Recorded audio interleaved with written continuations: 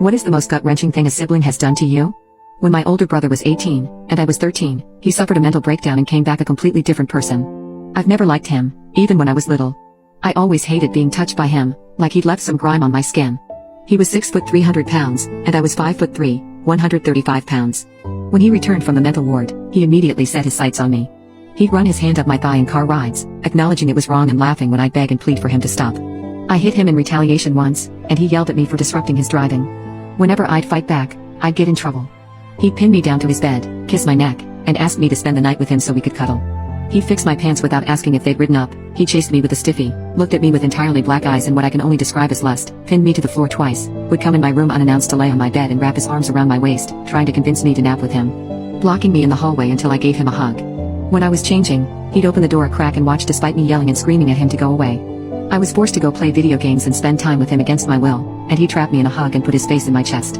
He'd make incest jokes and talk about how if there's grass on the field, play ball, how much I'd make a good lesbian and that I should let him watch me and my close friend get it on and tell me about his self-pleasuring habits. There's so much that I often forget how much he did until hours later, and it comes back to me. The last straw was with my doctor, who had known me since I was 10 and had also seen my brother. He asked me how he was doing, I told him that I didn't know and didn't care, and he asked me why, even though I told him after everything came out. So I gave him a refresher. Sometimes people that are slow twist familial love for something else. You need to forgive him. You need to move on. That's how love works. I nearly took his head off. I'm so sick of the buts. He knew what he was doing. He acknowledged it. He acknowledged that it was wrong. I'm not forgiving him. He served 4 out of 5 years and gets out next year. Everyone is convinced that this was the kick he needed.